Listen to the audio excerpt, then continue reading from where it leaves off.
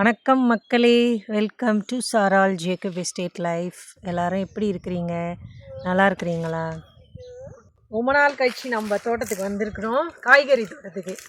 ஈரப்பழக்க மரம் பாருங்கள், அதில் நிறைய காய் இருக்குது. இன்றைக்கி அறுவடை செய்கிறாங்க. அதான் நானும் பார்த்துட்டு 2-3 காயை வாங்கிட்டு போகலான்னு வந்தேன். இதுதான் ஈரப்பலாக்கா. இது வந்து பலாக்கா ஃபேமிலியை சேர்ந்தது தான்.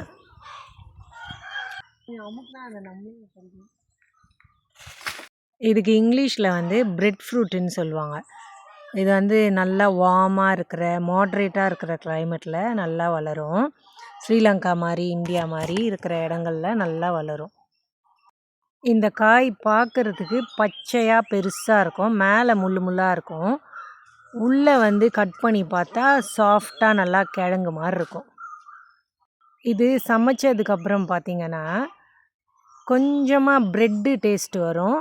அதுக்கப்புறம் உருளைக்கிழங்கு டேஸ்ட்டு வரும். அதனால தான் இது பேர் வந்து பிரெட் ஃப்ரூட்டுன்னு வச்சுருக்குறாங்க. இந்த மரம் பார்த்திங்கன்னா நல்லா பெரிய மரம், 20 மீட்டருக்கு மேலே வளரும்.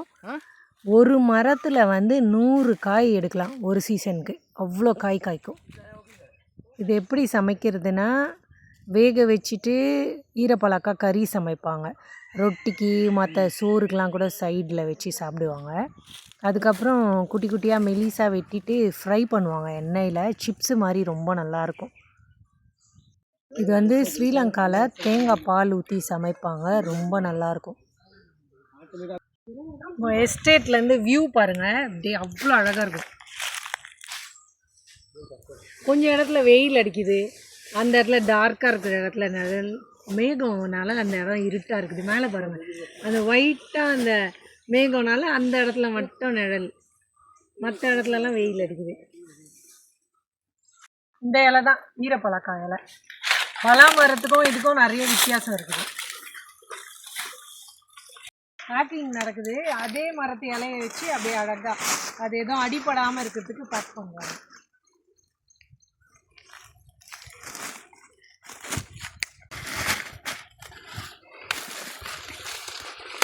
இதுக்கு இங்கிலீஷில் என்ன பேருன்னு பிரெட் ஃப்ரூட். Bread fruit. நான் கமெண்ட்டில் சொல்லுங்கன்னு கேட்கலான்னு பார்த்தேன். சரி, பரவாயில்ல. சிங்களத்தில் பெல். இந்த மரத்தோட இலையை வந்து ட்ரெடிஷ்னலாக மருந்துக்கெலாம் யூஸ் பண்ணுறாங்க. அது மட்டும் இல்லாமல் இந்த மரத்தோட ஃபுட்டை வந்து சின்ன சின்ன கன்ஸ்ட்ரக்ஷனுக்கெலாம் யூஸ் பண்ணுறாங்க. நல்ல ஒரு மரம் இது.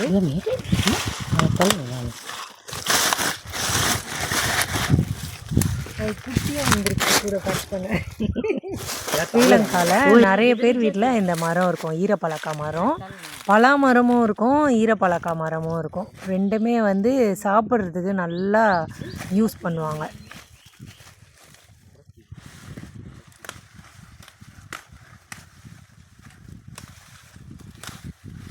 ஈரப்பழக்கா குருத்தலை இது.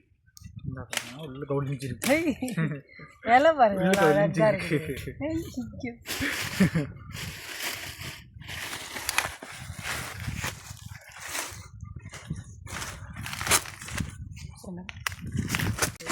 நம்ம தோட்டத்தில் இருக்கிற மரத்துலேருந்து காய்களெல்லாம் பறித்து இந்த மாதிரி பேக்கில் பேக் பண்ணி இவங்க எடுத்துகிட்டு போயிட்டு மார்க்கெட்லேயோ இல்லை ஏதாவது கடையிலையோ விற்றுருவாங்க. இங்கே ஸ்ரீலங்காவில் இருக்கிற மக்கள் இந்த காயை வந்து விரும்பி வாங்குவாங்க.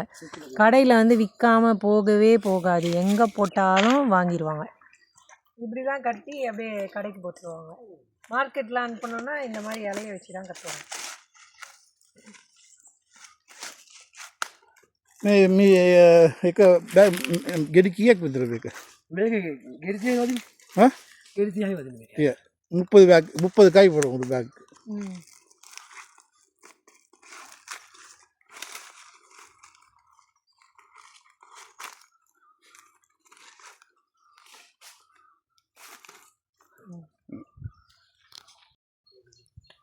என் பர்த்டேக்கு விஷ் பண்ண எல்லாருக்கும் தேங்க்யூ வெரி மச்.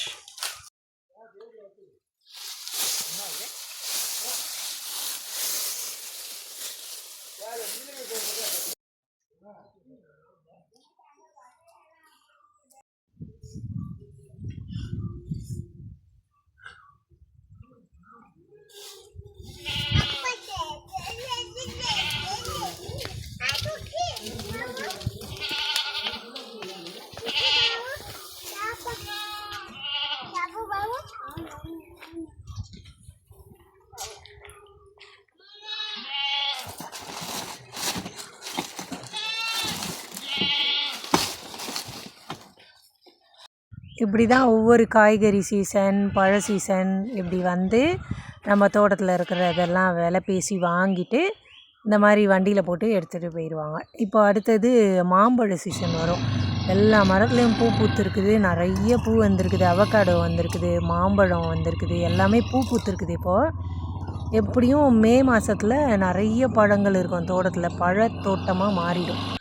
அப்போயும் இதே மாதிரி தான் வந்து வாங்கிடுவாங்க. இப்போ நான் வீட்டுக்கு 4 காய் எடுத்துகிட்டு வந்தேன். அதில் ஒன்றில் வந்து சிப்ஸு போடலான்னு முடிவு பண்ணிட்டோம். ஏன்னா சாம்பார் வச்சுட்டாங்க சொரக்காய் போட்டு, சிப்ஸு நல்லாயிருக்கும்.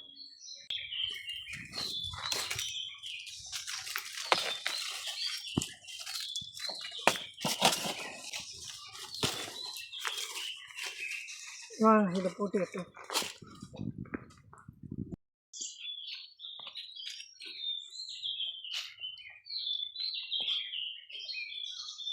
இன்றைக்கி சிப்ஸு போட்டு எப்படி இருக்குதுன்னு காட்டுறோம். நல்லாயிருக்கும். இது நல்லா கிழங்கு சிப்ஸு மாதிரி சூப்பராக இருக்கும்.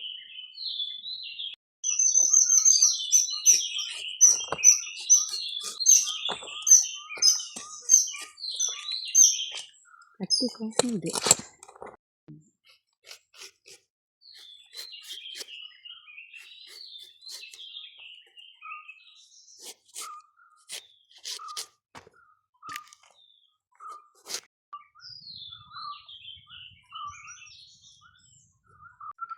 இதை மாதிரி நல்லா சீவிடணும்.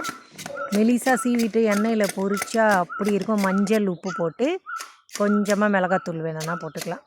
சிப்ஸு சூப்பராக இருக்கும். உண்மையாகவே ரொம்ப கிழங்கு மாதிரி நல்லா டேஸ்ட்டாக இருக்கும் இது.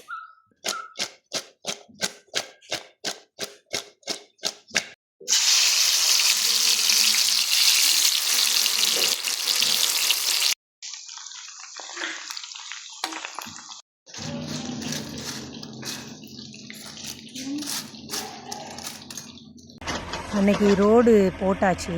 அதுக்கப்புறம் சைடில் இருக்கிற கானை வெட்டணும். கான்னா அந்த வழியாக தான் அந்த மழை தண்ணி ஓடும். இந்த கான் சுத்தம் பண்ணலைன்னா ரோட்டில் தான் ஓடும் எல்லா தண்ணியும். ரோட்டில் தண்ணி ஓடிச்சுன்னா ரோடெல்லாம் உடஞ்சி போயிடும். இப்போது இதுக்காக தான் இதை தோண்டி எடுத்து கிளியர் பண்ணுறாங்க. ரோட்டுக்கு 2 பக்கமும் கான் தோண்டிடுவாங்க. அப்போ மழை தண்ணி என்ன பண்ணும், ரோட்டில் ஓடாமல் இதில் ஓடிடும். இப்போ ரோடு ரொம்ப நாளைக்கு நல்லாயிருக்கும். இந்த கான் இல்லாத ரோடெல்லாம் இப்படி தான் உடஞ்சி போயிடும்.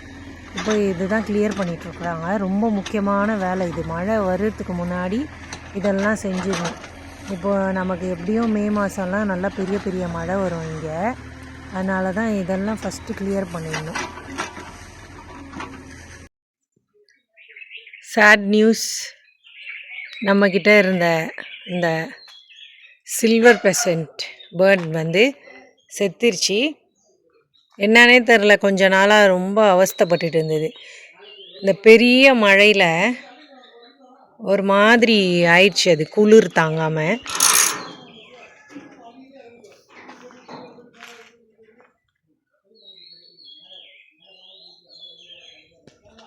நாங்கள் இதை வெயிலுக்கெல்லாம் போட்டு எவ்வளோ ட்ரை பண்ணோம்.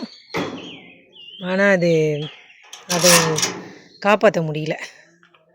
பாவம் செத்துருச்சு. காலையிலேருந்து ரொம்ப அவஸ்தைப்பட்டுட்டு இருந்தது. இழுத்துட்டு இருந்துச்சு ஒரு மாதிரி, செத்து போயிடுச்சு. வழக்கம் போல் ஈவினிங் 5 மணிக்கு ஷேனும் சாக்கியும் கேஜ்லேருந்து வெளியே வந்து விளையாடிட்டு நல்லா என்ஜாய் பண்ணிவிட்டு 1 மணி நேரம் விளையாடுவாங்க. விளையாடிட்டு உள்ளே போயிடுவாங்க. அவ்வளோதான் மக்களே. ஈரப்பழக்க அறுவடையோட இந்த நாள் இப்படி தான் போச்சு. இந்த வீடியோ உங்களுக்கு பிடிச்சிருந்தா சேனலை சப்ஸ்கிரைப் பண்ணிக்கோங்க. அப்படியே கொஞ்சம் லைக் பண்ணி விட்டுருங்க.